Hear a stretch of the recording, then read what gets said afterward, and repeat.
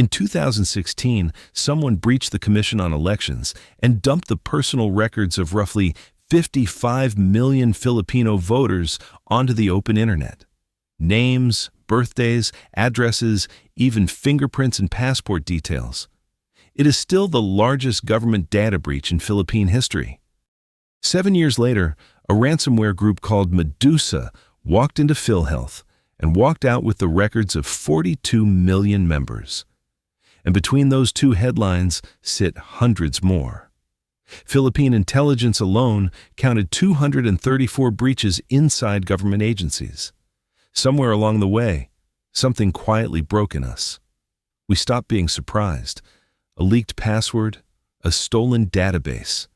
It became background noise, a shrug. Today is about the two laws written to push back on that shrug, and both protect something you cannot see, but can absolutely lose. On one side, Republic Act 10,173, the Data Privacy Act of 2012, which protects your personal information, the data that identifies you. On the other, Republic Act 8,293, the Intellectual Property Code, which protects the intangible things a business creates, its brand, its inventions, its expression, its secrets. Data first, then ideas. Act 1, the Data Privacy Act, administered by the National Privacy Commission. The entire law turns on a single relationship. The moment an organization processes your personal information, two things happen at once. You, the owner of that data, gain enforceable rights, and the organization takes on legal duties. And processing is deliberately broad. It is not just collecting, it is recording, storing, updating, using, consolidating, disclosing, even destroying. Personal information is just as broad. Any information from which your identity is apparent or can reasonably be pieced together. Your name, your address, your contact details. But the Act draws a crucial line.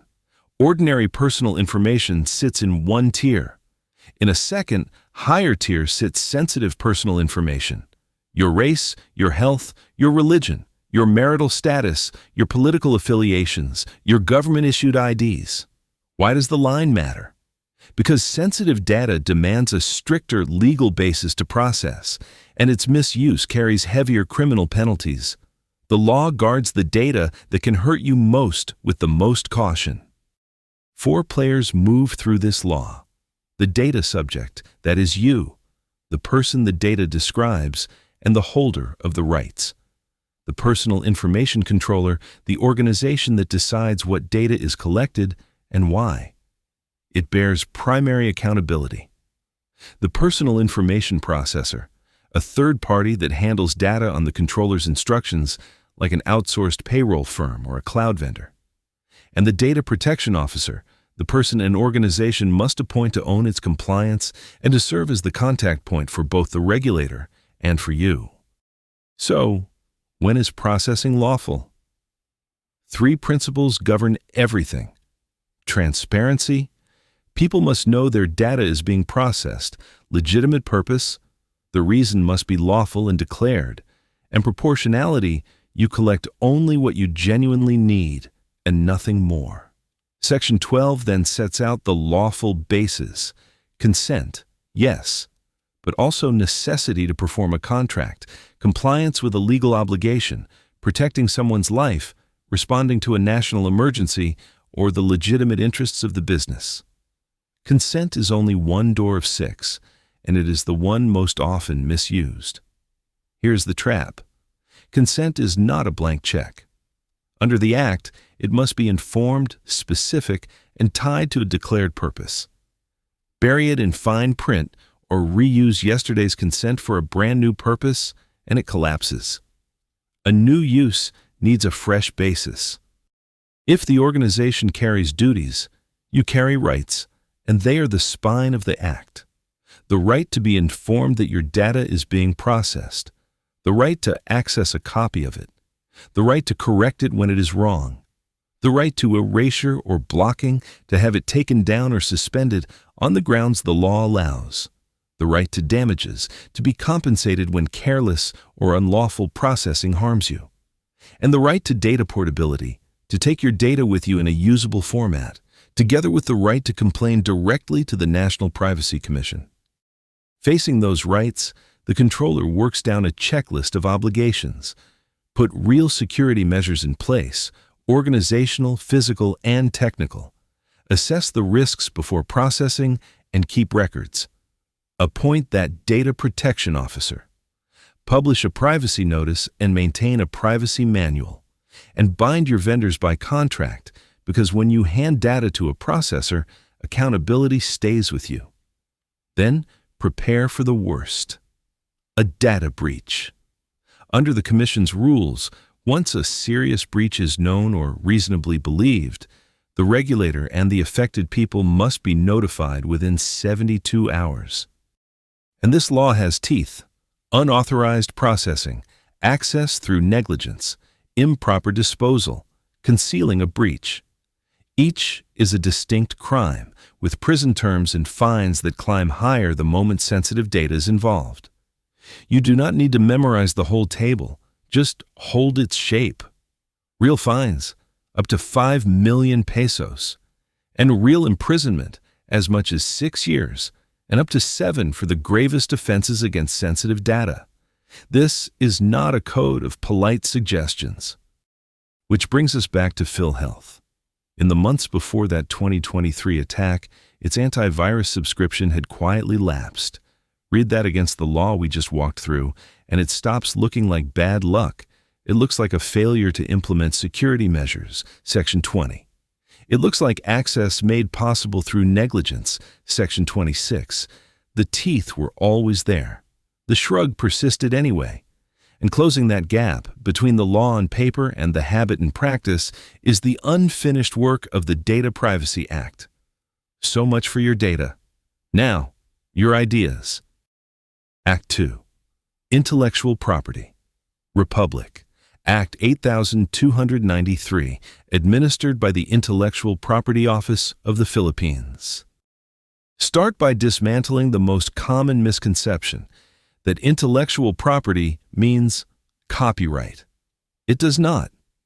Intellectual property is an umbrella stretched over several distinct rights, each with its own rules and its own government bureau. Look at a single smartphone. There is a patent on its antenna, a trademark on its logo, an industrial design on its shape, copyright on its firmware and its manual, and trade secrets guarding its supply chain. One product, 5 different rights, 5 different sets of rules. Focus on 4 and notice that each answers a completely different question. A patent asks, who is allowed to make this invention? A trademark asks, who is allowed to use this brand? Copyright asks, who is allowed to reproduce this expression? And a trade secret asks, who is even allowed to know it? Different questions, different registration, different lifespans. Let us take them one at a time. A patent protects an invention, a technical solution to a problem. But not every clever idea qualifies. To be patentable, it must clear 3 bars. It must be new, genuinely novel against everything that came before. It must involve an inventive step, meaning it is not obvious to a skilled expert. And it must be industrially applicable, actually useful. Clear those, register with the Bureau of Patents, and the right goes to the first to file, not, importantly, the first to invent. The reward: 20 years to exclude everyone else from making, using, or selling it. Then it is non-renewable. It expires, and the invention passes to all of us. A trademark is any visible sign that distinguishes one enterprise's goods from another's, a word, a name, a logo. Nike's swoosh, McDonald's golden arches. It protects something subtle but valuable, the goodwill a business has earned.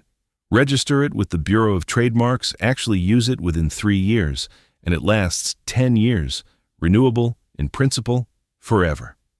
The Philippine classic is McDonald's versus LC Big Mac. A local burger seller sold its patties as Big Mac, spelled M-A-K. McDonald's owner of Big Mac sued.